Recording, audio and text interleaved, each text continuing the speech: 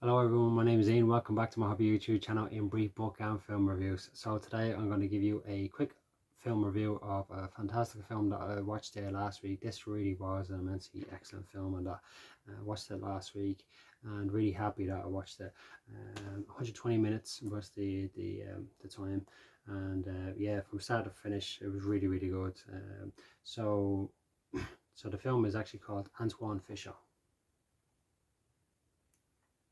This film came out on I think it was December the 19th, 2002, so it's roughly 20 years old. Okay, so it stars Denzel Washington, who also, it's his directorial debut, and it's also stars Derek Luke, and who I thought was phenomenal in it. His acting skills, some of the scenes in it where he just switched in character to bring out the emotions of Antwone Fisher was exceptional. It really was. It was right up there with the why I like Denzel so much. His acting skills, you know, his characters, the passion that he brings off. I don't know if it was natural from Derek Luke or Denzel kind of really tutored him in this, because it was really good. He played a phenomenal part in that. And I think he kind of like outshone Denzel in this film also, and that. It also stars Joy Boyrant. She's a former model. I look her up and that, and she played a really good part in it as well. She played his girlfriend, or soon to be girlfriend, in a really excellent film. And I'm just going to give you some details of the film, and then I'm going to talk about the plot. I won't say too much, obviously I don't want to spoil it. So yeah, here we go.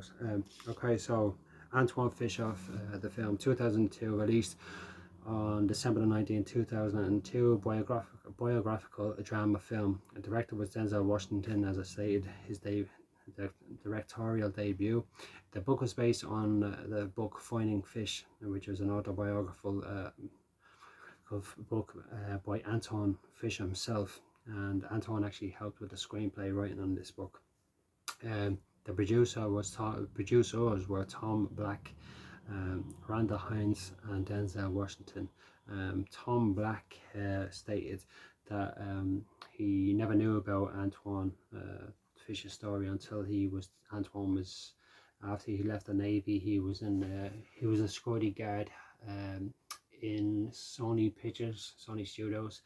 When he heard about his Antwone's story, he decided that it was a good time to make a make a film of it. So yeah, the production companies were Fox Searchlight Pictures and Antwone Fisher Productions. The release date, as I said, mentioned before, the 19th of December 2002. Running time was 120 minutes. The budget was 12.5 million, and the box office took in a whopping 23.4 million. Okay, so the plot is basically Antwone Fisher comes from a very troubled background. His father was killed before he was born. His mother was locked up in prison while she was, she was pregnant with him, and that she gave birth. He had to go into kind of like a child care place for 2 years until she was released so she could claim him.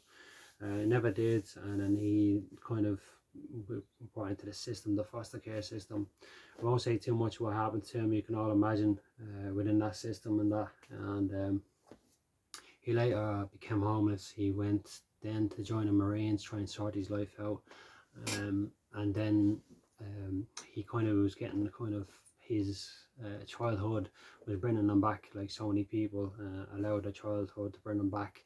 They don't escape the past. They suffer terrible with how it's bringing them back and that. So he goes into the Navy, and he still has to deal with these things that he went through as a child.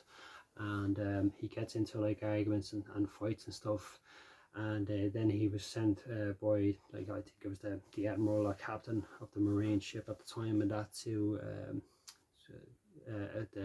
he was given a fine and stuff like that upon one incident. And then he was told to go see the psychiatrist, which I think it was Dr. Jerome Davenport, who was played by Denzel Washington. Upon going to see him, he was very hesitant at the start. Didn't want to speak and didn't want to say anything but then kind of Denzel, he kind of opens up to Denzel, befriends him and stuff, and that they start yapping, he starts opening up, and then it kind of just goes into like a relationship and like back and forth. I don't want to say too much more, I don't want to spoil it, but it's a really, really interesting film. Excellent, good twists and turns within the film and stuff, based upon this man's life. Yeah, it really, really is. It was good. I'm happy to watch the film. I probably won't read a book, but I'm really happy I got so much out of the film. I might have read the book and not watched the film, so it's always one or the other with me. So yeah, really, really happy that I watched this film. Excellent film, and that I'm really surprised that I didn't catch this one before, because I'm like an avid fan of Denzel Washington. I think he's probably the best actor on the planet, along with the young Tom Hardy now at the moment, and that. Yeah, I think I rate him, and I'm surprised I never came across this one before. So yeah, delighted, and that's my review for the week. Definitely, if you want to kind of like one of those traditional old